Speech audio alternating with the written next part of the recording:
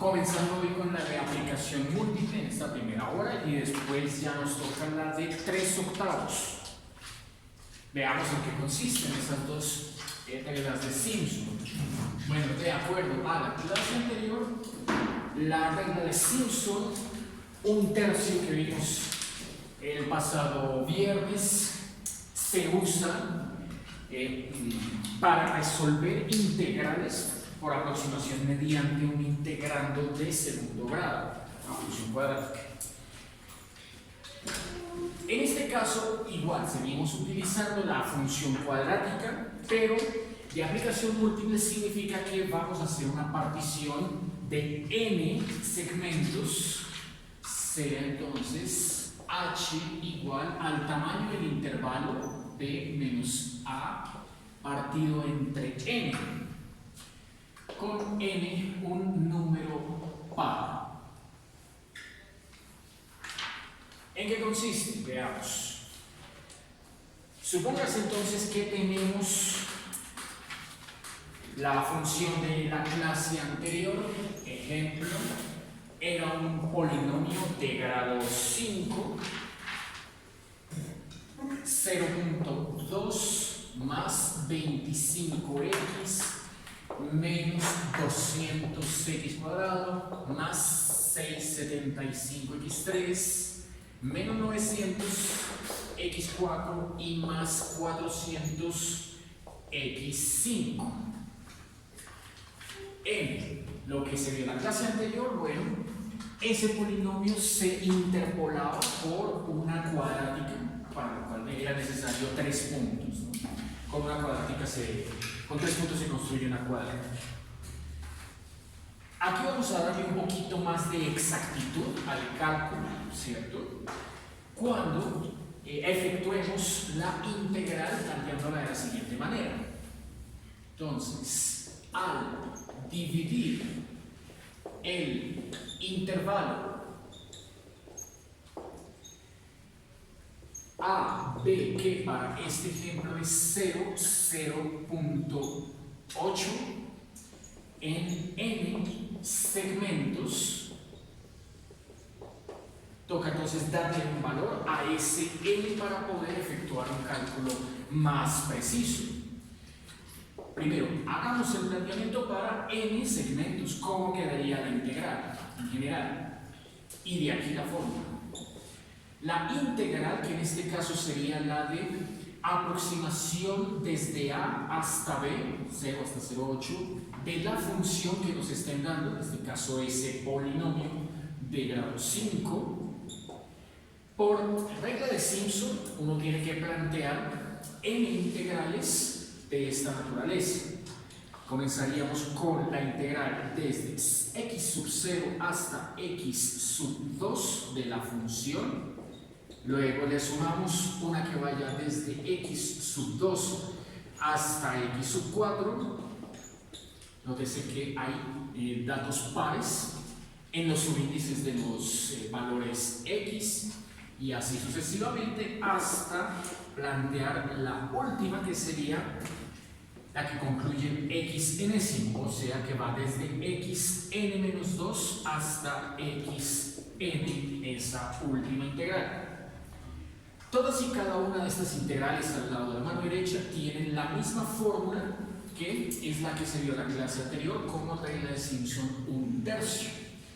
Esta primera integral entonces da como resultado h veces el promedio ponderado f de x0 más 4 veces f de algún x sub 1, que normalmente es un punto medio entre x0 y x2, exactamente en la mitad, más, aunque no necesariamente, f de x2, y ese promedio ponderado está partido entre 3. Ese sería el resultado para esta primera integral. Con la segunda, entonces, por otra vez aplicando regla de Simpson 1/3, el resultado es parecido.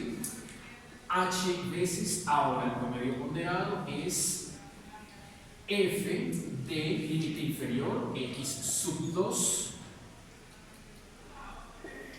más 4 veces f de x3 más f de límite superior x4 partido entre 3 y así sucesivamente hasta encontrar la última forma, regla de Simpson un tercio para la última integral, que siguiendo la misma lógica sería entonces h veces la imagen del límite inferior xn menos 2, 4 veces la imagen de un punto medio, que ahí sería xn menos 1, más la del límite superior f de xn partida entre 3, y todos esos resultados habría que sumarlos. Entonces, nótese ahí que, ¿cómo? Estamos definiendo el tamaño de paso, ya saben que h se le llama tamaño de paso, como el tamaño total del intervalo de integración desde A hasta B, ¿cierto? O sea, desde 0 hasta 0,8, la resta partido entre n. Bueno, entonces usaremos la definición del tamaño de paso en cada una de las h's que aparecen acá. Es la misma, factor común, lo mismo que en un tercio. Nos queda entonces h tercios, abro paréntesis y empiezo a sumar todas las imágenes. Comenzaría entonces con f de x0 más, voy a sumar las que no tienen factor común 4, o sea, las agrupo al final. Las que tienen factor común 1 son f de x0 y f de x2 del primer paréntesis. Del segundo paréntesis, f de x2 y f de x4. Del enésimo paréntesis, el último. Entonces, puntos suspensivos, aquí viene f, aunque voy a colocarle un término más para construir las dos sumatorias que allí me van a salir. Entonces, coloquemos un par de términos más. El que seguiría, bueno, tendríamos allí a f de x4 más f de x6, ahora sí los suspensivos. Y en los últimos, bueno, esos mismos que están aquí, f de xn menos 2 más f de xn. Esos son todos los términos que no están cuadruplicados, ¿no? Listo. Entonces, ahora sí, aquí abajo continúo con los que están cuadruplicados. Entonces, del primer paréntesis, el que está cuadruplicado es f de x1, 4f de x1. Del otro paréntesis más 4f de x3. De 1, que iría aquí en esos puntos suspensivos, exactamente el tercero, f 4 veces f de x5 y así sucesivamente hasta llegar al que está en el último paréntesis, que es 4 veces f de xn menos 1. Listo.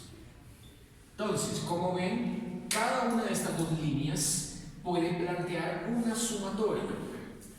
Si de esta primera línea nos damos cuenta que este primero y este último no están duplicados, como ven ahí, esta imagen f de x2 y esta están duplicadas, este f de x4 y este también están duplicadas. El f de x6 estaría duplicado, este f de xn menos 2 estaría duplicado. Los únicos que no están duplicados son f de x0 y f de xn, los límites inferior y superior del intervalo. Entonces, siguiendo esta lógica, nos van a salir dos sumatorias, este término y este término, dentro del paréntesis. Continuemos entonces acá. Dice, integral i es igual a h tercios, abro paréntesis, comienzo agrupando los que no están ni duplicados ni cuadruplicados, así que colocaré de primeras f de x0 y el último que era f de xn más f de xn. Entonces los dos de azul, están chuleados en azul, ya están escritos allá arriba. Ahora sí los que están duplicados. Entonces para los que están duplicados, listo, coloco el 2 afuera y me doy cuenta de que son números todos pares, ¿no?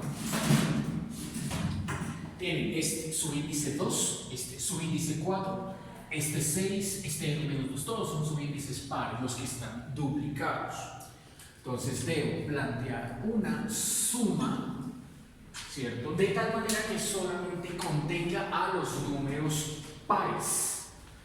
Dos veces la suma desde j igual a 2, ¿cierto? Es el mínimo donde comienza la cuenta. Va a terminar en n-2, y el término genérico excluye a todos los impares. Entonces puede usted aquí agregarle a la suma la instrucción j pares. J pares. Bueno, entonces aquí dentro nos queda pues f de xj, ¿no? F de xj. Esta suma entonces está correspondiendo a todos estos números que están duplicados en la primera línea, ¿no? Ahora vienen los de la segunda línea que están cuadruplicados. Entonces sigue acá, más 4 veces sumatoria, se plantea de una manera ligeramente diferente, ¿no? Porque aquí nótense que los subíndices son todos impares, x1, x3, x5 hasta xn-1. Entonces vamos a escribir allí con el mismo, con otro contador distinto, y igual, veamos dónde empieza en 1 y termina en n-1, desde i igual a 1 hasta n-1. Se excluyen los pares, o sea que aquí tengo que agregarle como comentario y impares. Y el término genérico es el mismo, ¿cierto? F de x subíndice i, anterior de la j. Este lo llamé i, x sub i. Listo. Entonces, esa expresión de allá reúne todos estos términos, ¿no? Tanto los que están sin duplicar ni cuadruplicar, como los que están duplicados, como los que están cuadruplicados. Y todos ellos son factor común h tercios. Cierro ahí el corchete y, bueno, la forma en la que usted va a encontrar normalmente la regla de Simpson, tercio de aplicación múltiple, es empleando este valor h por esta expresión que al principio de la clase habíamos definido. Así que una de las formas en la que uno encuentra este resultado, bueno, es esa, y la otra, la más usada, cambian h por b menos a sobre n. Entonces ponen el b menos a y lo dejan afuera del corchete. Todo este corchete va a seguir ahí, ¿cierto? Entonces no hay mucho que agregarle. Lo único que acomodan es esta imagen f de x sub n al final. Abrirían el corchete, pondrían de primeras f de x0, luego iría la suma de los 4 términos, esa la ponen de primeras acá, 4 veces la suma igual a 1 hasta n-1 con i impares f de xi, luego ponen la suma de los que están duplicados, 2 veces la suma, j igual a 2 hasta n-2, j pares, y de últimas van a colocar la imagen del extremo superior, del límite b, y b se llama xn. Se lo ponen al final f de xe. Así lo encuentran acomodado en los libros. Chapra, por ejemplo, lo escribe de esa manera, ¿cierto? Pero además, como usted se da cuenta, me falta el denominador n, porque aquí solo puse el b menos a. Ese n lo agregan allá a todo este paréntesis grande. Ponen ahí el n y me falta el 3, ¿no? Me falta este 3 también. Esa sería la fórmula que ustedes van a encontrar en el libro de de Chapel, normalmente así también la usan en la literatura, en los videos, ¿no? Para la expresión que describe regla de Simpson 1/3 y aplicación múltiple.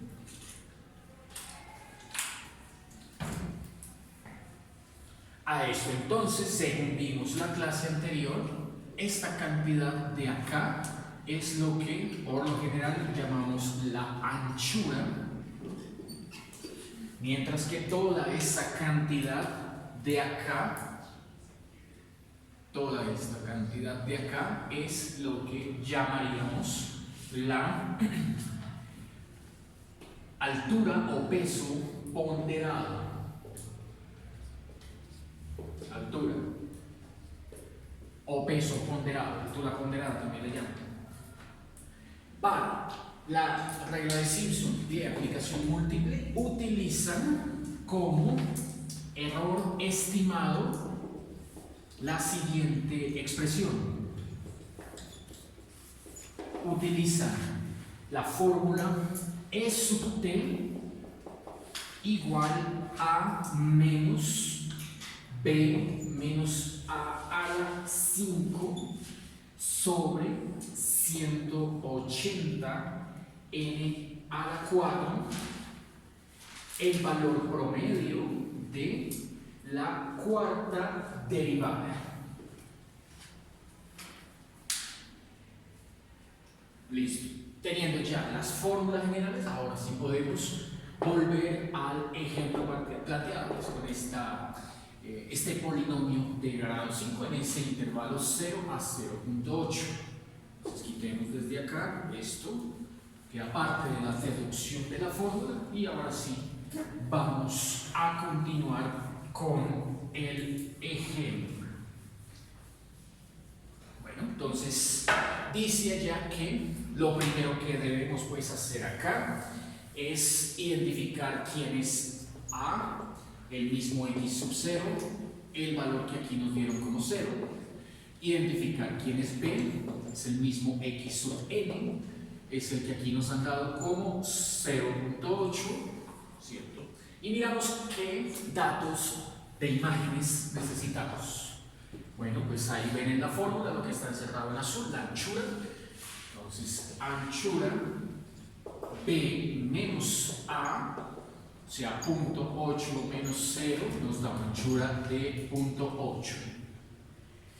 N, uno decide si, a menos que el problema le plantee a uno cuántas particiones necesitan, uno decide por lo general el valor de N. Supongamos que aquí N sea 4, para no hacer demasiado extenso el procedimiento, con 4 es suficiente. Listo. Después, vamos a calcular las imágenes dice acá la fórmula, de los límites de la integral. El inferior y el superior. Entonces, la imagen del límite inferior, f de x0, es la misma imagen, f de 0. Entonces, ahí emplazamos x por 0 aquí en la función, obtendremos 0.2. La otra, imagen de x sub n, que ahí sería x sub 4, ¿cierto? X sub 4, por lo que n vale 4, x sub 4, límite superior, es la imagen de 0.8, imagen de 0.8, calculadora, y esto nos da 0.232. En medio de estas dos imágenes hay que hacer algunas más. Entonces, eso depende de cuántas salgan en la fórmula, porque aquí estamos en un planteamiento general. Pero tenemos que en cada una de esas dos sumatorias reemplazar el valor n igual a 4. Dependerá si aquí sale un término o 2, aquí sale 2 o 3 o 1, no sé. Hay que hacer las dos sumatorias. Entonces, expandamos las sumas por aparte. La primera, la de los impares. La suma de los impares propone que debemos hacer el planteamiento desde i igual a 1 hasta n menos 1, o sea, 4 menos 1, ¿cierto? 4 menos 1, y hasta 3. 4 menos 1, o sea, hasta 3, de f de xy, f de xy. Y sabemos que y es impar. O sea que nos queda la suma desde igual hasta 3 de f de xy. Bueno, pues es f de x1 más f de x3. No más, no salen más.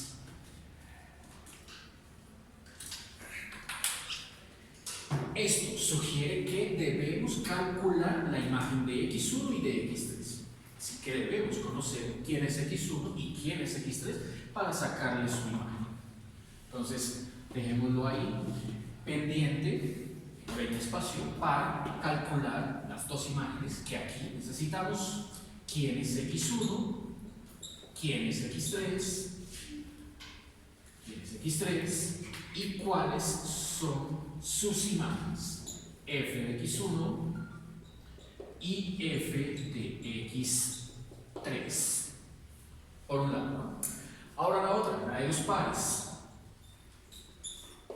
Dice la suma de los pares que hay que hacer la expansión desde j igual a 2 hasta n que vale 4.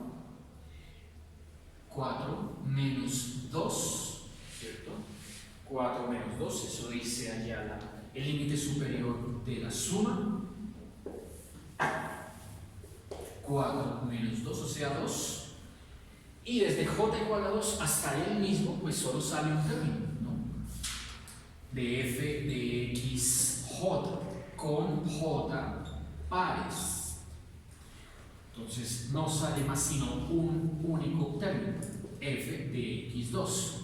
Por lo tanto, para ese último vamos a necesitar, pues, conocer quién será x2 y cuál es su imagen.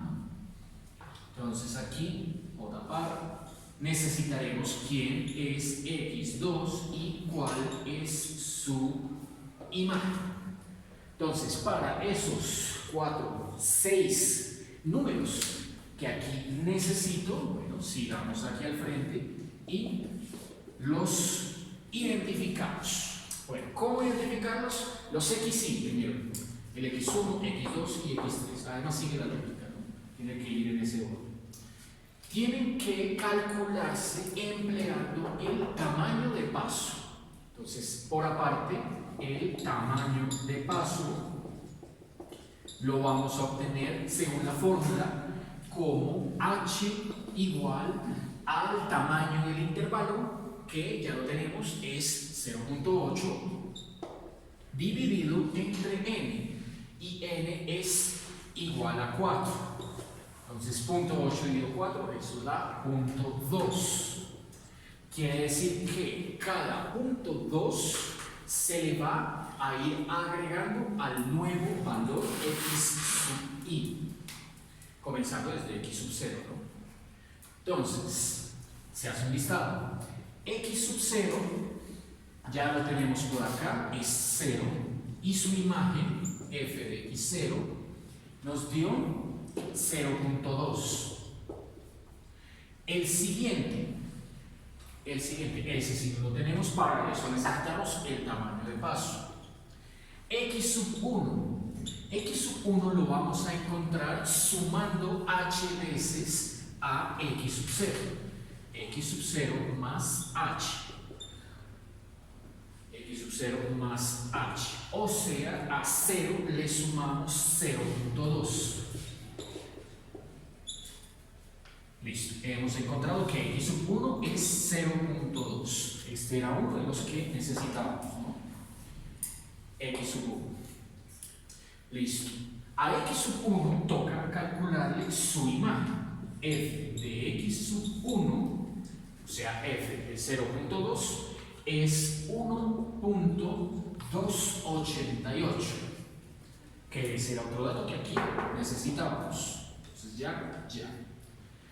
Siguiente, x sub 2. X sub 2, la misma lógica. Entonces sumaremos el dato anterior, que fue x sub 1 con h. El h nunca cambia. Al x sub 1 le sumamos h, es decir, a 0.2 le vamos a sumar 0.2. Por lo tanto, el x sub 2 es 0.4. Calculamos por aparte la imagen de x sub 2, o sea, la imagen del 0.4, y esto nos da 2.456. Entonces ya tenemos x sub 2 y ya tenemos su imagen. Listo, 2, 4, nos falta x3 y su imagen. Con eso completaríamos los datos que nos hacen falta. Siguiente entonces, x sub 3 será al paso anterior, x sub 2, sumarle el tamaño de paso que es h, ¿cierto? De ahí su nombre, ¿cierto? El tamaño que hay entre un paso y otro, tamaño de paso.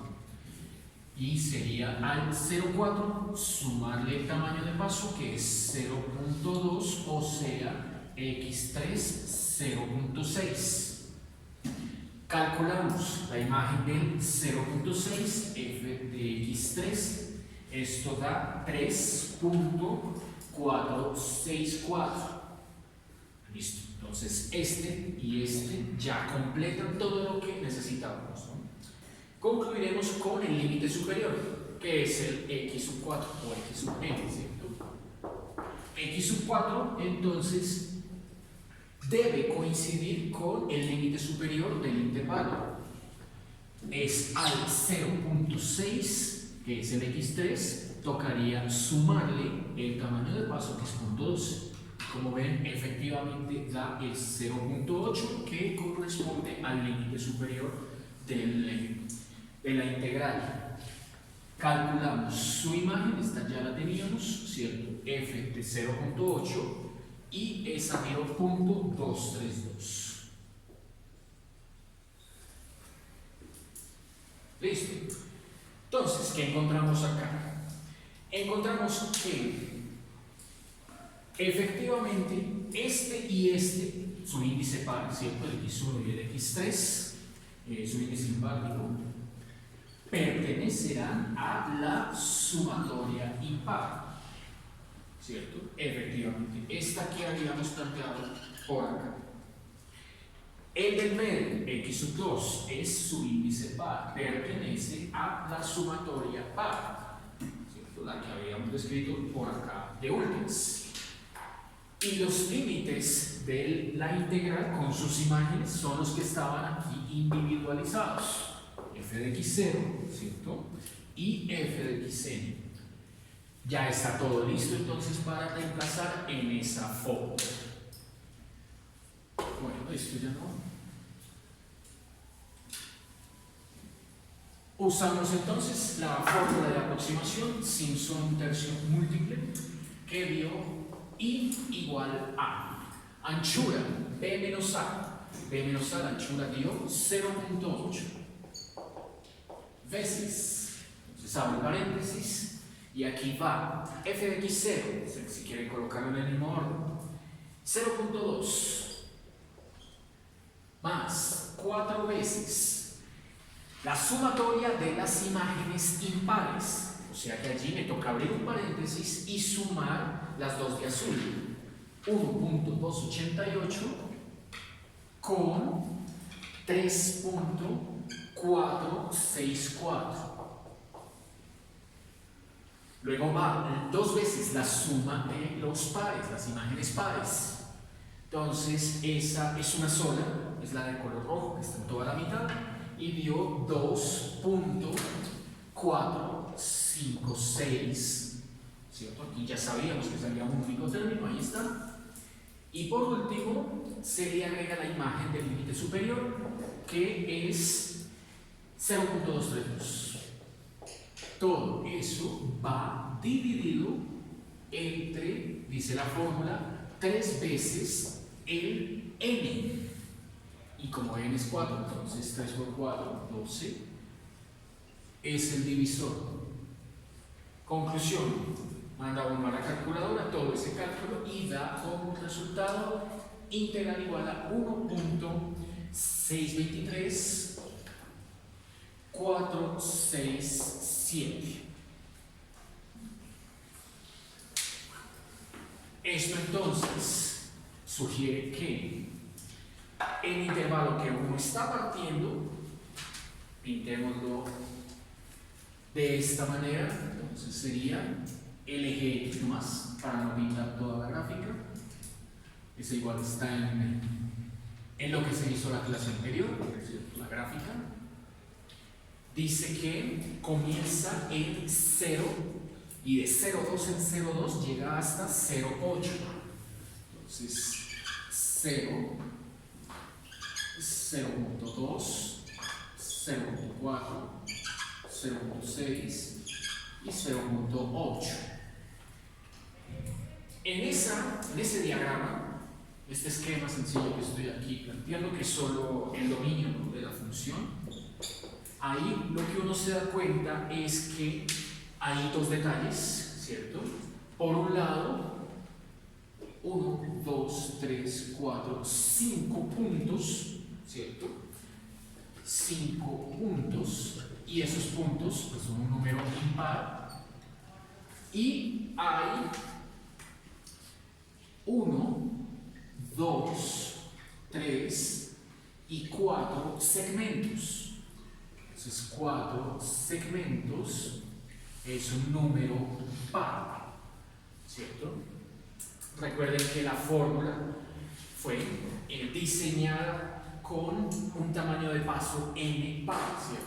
Y se escogió n igual a 4. Así que conviene cuando en los ejercicios no dan un tamaño de paso par, una de dos, o no lo dan o lo dan pero siendo número par. Entonces si no lo dan, usted ya sabe que debe elegir el n de tal manera que caiga en número par. Esto simplifica mucho el análisis a la hora de hacer los planteamientos tanto de las sumas como de los resultados en la fórmula. ¿Listo? Por último, apliquemos la fórmula del error estimado a este ejemplo. Bueno, entonces, para el error estimado, dice allá la ecuación que necesito conocer la cuarta derivada de esa función, de la función que me dieron. Entonces, la cuarta derivada la habíamos sacado la clase anterior para ese polinomio. La cuarta derivada de la función dada dio menos 21.600 más 48.000 x, la cuarta derivada de la función dada. Después de sacar la cuarta derivada, dice organiza la información de esta manera, pero hay que sacar un valor promedio para evaluar esa derivada. Entonces veamos. Esta derivada la vamos a evaluar en el punto medio de la anchura. Entonces sea gamma igual, como vimos en la clase anterior, b menos a menos. Exactamente el punto medio del tamaño el tamaño del intervalo de integración. Entonces, si sabemos que b es 0.8, a es 0 y que al partirlo en 2 esto nos queda 0.4, entonces en ese punto medio exactamente evaluaremos la cuarta derivada. Entonces, cuarta derivada evaluada en ese punto 4, ¿cierto? O sea, menos 21.600 más 48.000 veces 0.4. Esto da como resultado menos 2.400. Listo. Por lo tanto, el error estimado lo podemos obtener como, dice b menos a, ya se sabe, 0.8. Hay un menos aquí, menos b menos a que dio 0.8. hay que elevarlo a la 5, hay que dividirlo entre 180 n a la 4. N, el tamaño que aquí se escogió, era 4 segmentos pares. N. 4 a la 4.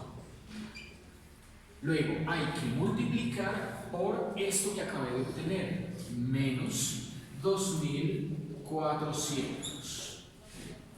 Hecho entonces ese planteamiento, bueno, esto nos da un error estimado de 0.017.067 con la fórmula. Ese error estimado bota ese resultado.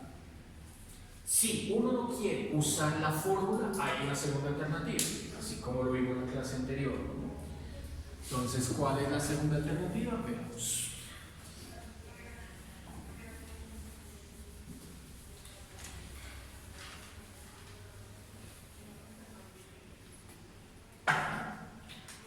Otra opción. Si uno no quiere usar esa fórmula que estaba allá, con la que calculé este error estimado, entonces haga la de siempre. Error absoluto, el error absoluto, pero para el error absoluto usted necesita conocer el valor exacto de la integral. Entonces calculemos el valor exacto de la integral. Entonces, valor exacto de la integral. Esto solo se puede hacer si la integral se deja calcular. El valor exacto lo podemos obtener. Pues como esto es un polinomio de grado 5, no habría ningún inconveniente en calcular esa integral. Cuando no se puede hacer, ahí sí nada que hacer. Estamos obligados a usar esta fórmula de error estimado. Por ejemplo, como en el taller, que hay, tiene usted una integral de seno de x sobre x, famoso seno cardinal. Esa no tiene antiderivada. O, por ejemplo, Euler a la menos 2x por logaritmo de x. Esta tampoco tiene antiderivada. O raíz de, no sé, 2 menos 3 seno cuadrado de x, ¿cierto? Esa tampoco tiene antiderivada. Esta de hecho es una de esas integrales que se llaman integrales elípticas y que aparecen en las leyes de Kepler. Cuando ustedes estudian las 3 leyes de Kepler y que pues, describen las órbitas, una de esas 3 leyes es la que describe las órbitas elípticas del movimiento interplanetario. Esas 3 no tienen primitiva. En ese caso, toca sí o sí usar error estimado. Pero en el ejemplo de ahorita, como sí se puede calcular un valor exacto, entonces el valor exacto de la integral, evaluaremos, ¿cierto? Integral desde 0 hasta 0.8, la función de grado 5 que nos dieron. Bueno, ese resultado nos da, veamos la clase anterior, cuánto era que habíamos encontrado el valor exacto de la integral. 1.6405. 1.640523. Listo. Entonces, el error absoluto se calcula restando, se llama eso A, se calcula restando el valor exacto 1.640523 con el valor que nos proporcionó la integral, que no está demasiado lejos tampoco, ¿ven? Es 1.623.467. Como ven, uno gana más exactitud aplicando Simpson múltiple que apenas con un solo tamaño de paso, ¿no? Y esa es la idea. El Simpson múltiple, cualquier aplicación de tipo múltiple, disminuya el error absoluto. Aquí vemos yo 0.017.067, que como ven es justamente el error estimado que teníamos hace un instante. Dan exactamente lo mismo. Aquí uno continúa hasta obtener el error porcentual. Ya teniendo el absoluto, el error porcentual no es más sino dividir el error absoluto entre el valor exacto de la integral, ¿cierto? Y multiplicarlo por 100. La fórmula de siempre, ¿cierto? Entonces, al hacer ese cociente y multiplicar por 100, nos queda un error de apenas 1%, 1.04%, ¿cierto? Y ya sabemos, si está por debajo del 1%, pues se considera un cálculo óptimo, ¿no? Bueno, entonces, con esta regla de aplicación Simpson múltiple, ahora nos toca trabajar la de 3/8, la regla de Simpson 3/8. Veamos en qué consiste esa aproximación numérica para resolver integrales. ¿Es claro hasta acá? ¿Dudas? ¿Preguntas?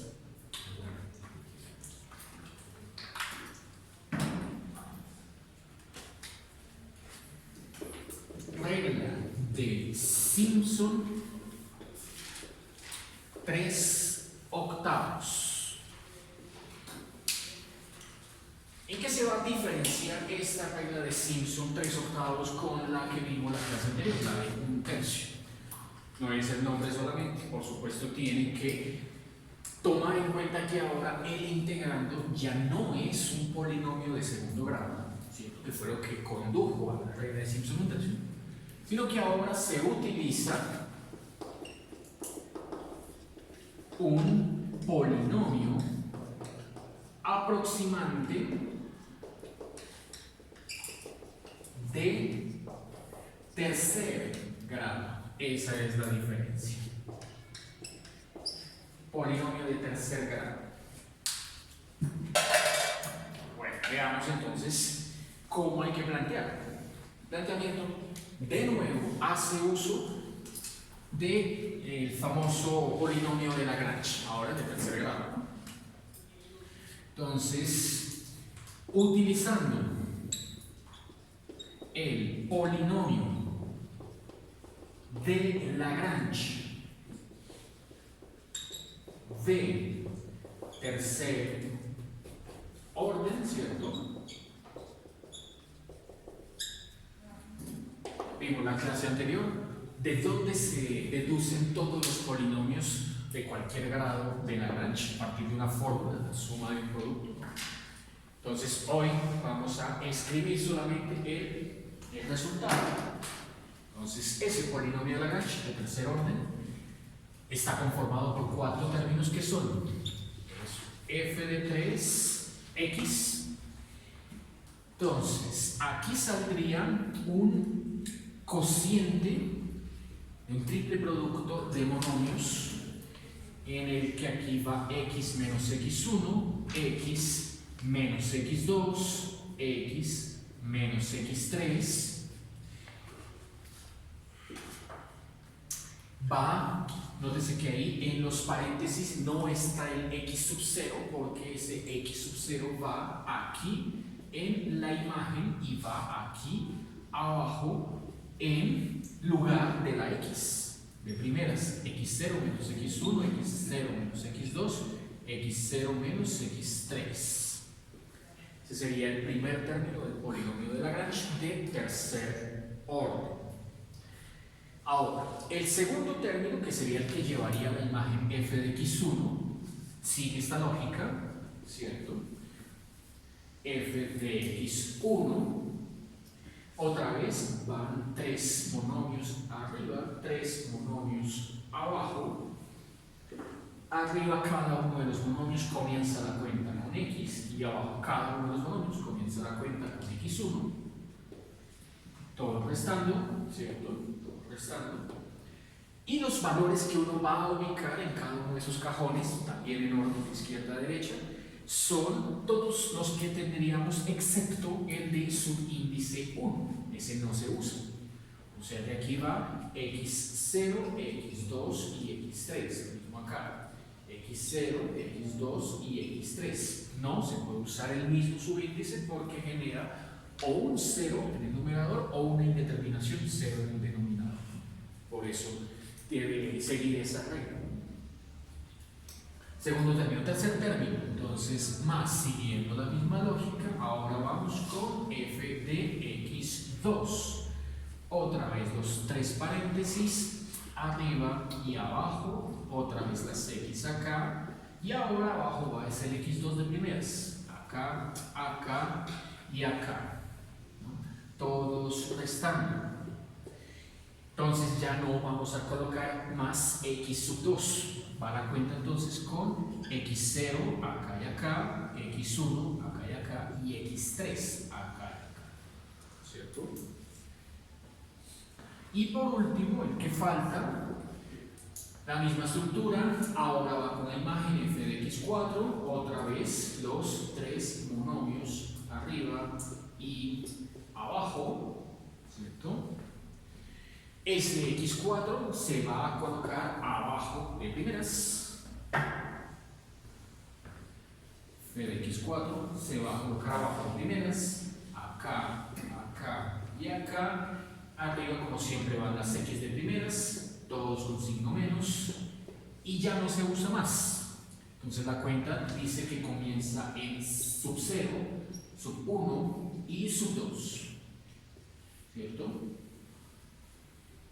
Es el 3, el subíndice se equivoca, es el 3, porque los que estoy usando van 0, 1, 2 hasta 3 para el cuarto término. 3, 3, 3, 3, eso. Quiere decir entonces que esta forma bastante elaborada de construir un polinomio de tercer grado, que como ven no es la clásica forma que uno usaría normalmente, como y igual a más bx más cx2 más dx cubo, ¿no? Esa forma no se usa, se prefiere esta forma, porque, como vimos en la clase anterior, esta forma ya ofrece la ventaja de que entrega la función descrita tal que interpola, o sea, pasa por los puntos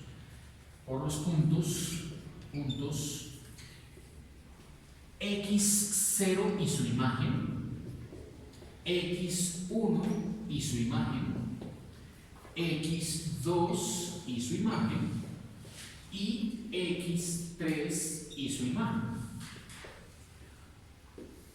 El esfuerzo está en construir la expresión general, pero de aquí en adelante ya toda esta información viene contenida. Esa es una ventaja enorme, ¿no? Pues si la trabajamos como la fórmula que tenía escrita acá, fórmula clásica, tocaría hacer un planteamiento de 4 ecuaciones con 4 incógnitas para encontrar los valores de esas incógnitas y después factorizarlo de esta manera.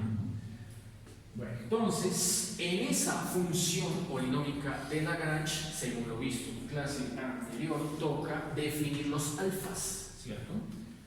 Entonces acá, todo esto es una constante.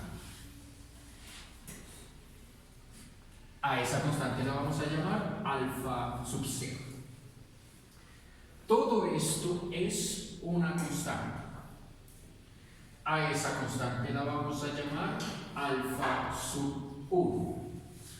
Todo esto es constante, lo vamos entonces a llamar alfa sub 2. Y lo mismo acá, todo esto es constante, lo vamos a llamar alfa sub 3. ¿Listo? Eso es entonces lo que uno va a integrar.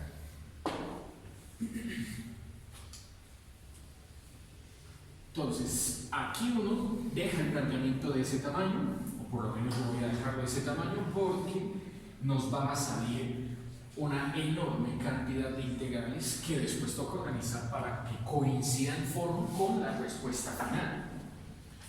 Me refiero a que aquí la integral que vamos a plantear, ¿cierto? Integral original es esta, desde A hasta B de f de x de x, la integral original. Y la que sería el resultado de usar esta fórmula de aproximación, pues sería A hasta B, ¿cierto? De la función f sub 3 de x. Como ven, la modificación se da en el integrando, cambiar la función por el polinomio de tercer orden de Lagrange. Entonces allí pues nos queda integrar entonces desde A hasta B, ¿cierto? La expresión alfa sub 0 veces x menos x1, x menos x2, x menos x3 más alfa 1 veces x menos x0, x menos x2, x menos x3 más alfa 2 veces x menos x0, x menos x1, x menos x3 y más alfa 3 veces x menos x0, x menos x1, x menos x2. Entonces todo esto va de x, ¿no? Y como pueden ver, cada uno de estos triples productos de monomios, este y el último, ¿cierto? Pues van a generar polinomios de tercer grado. Entonces, al ser polinomios de tercer grado, tienen 4 términos, ¿no? Cada uno de esos triples productos tiene 4 términos. Entonces, al tener 4 términos, tendríamos que resolver 4, 8, 12, 16 integrales, ¿no? En total. Por lo cual, entonces, no voy a hacer eso y voy a pasar al resultado. Entonces nos queda integral igual a, bueno, la fórmula final, 3h octavos, y de ahí su nombre, regla de Simpson 3 octavos, veces f de x sub 0 más 3 veces f de x sub 1 más 3 veces f de x sub 2 más f de x sub 3. Como ven, es bastante laborioso llegar justo a esa forma. No tiene otras formas mucho más extensas, pero a partir de ahí tiene que seguir acomodando hasta encontrar esto. Suelen ser demostraciones bastante exigentes, a pesar de ser solo integrar y luego organizar algebraicamente. Donde el tamaño de paso h, como siempre, es b menos a, pero aquí no es partido a la mitad, sino que es partido entre 3. Si lo usaron con b o con a, o si lo usaron con x sub 3 menos x sub 0. Eso depende del libro que usen de guía. Entonces, esta de acá es una forma de escribirla. Otra forma es i igual, esta es la que aparece en chapa, el libro de chapa, b menos a veces, abro paréntesis, f de x0 más 3f de x1 más 3f de x2 más f de x3, todo esto partido entre 8. ¿Cuál es la ventaja de escribirlo de esa segunda forma? Normalmente uno usa la primera, ¿no? Como ya tiene el h calculado, entonces usa la primera. Pero la ventaja de escribirlo de esta forma es para que se pueda relacionar con la forma clásica de la fórmula de un trapecio, área de un trapecio, en donde aquí, como siempre, esto va a representar la anchura y esto va a representar la altura ponderal, igual que con Regla de Simpson, un tercio tanto múltiple como sencilla. Todas se pueden expresar de esta manera: anchura por altura ponderada. Es más como darle una interpretación geométrica, ¿no?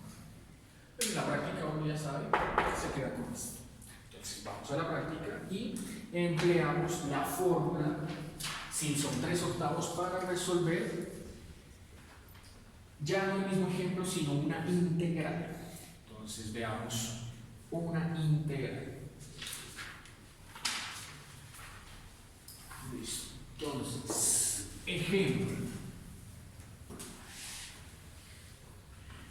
Regla de Simpson 3/8. Ejemplo. Resolver la siguiente integral.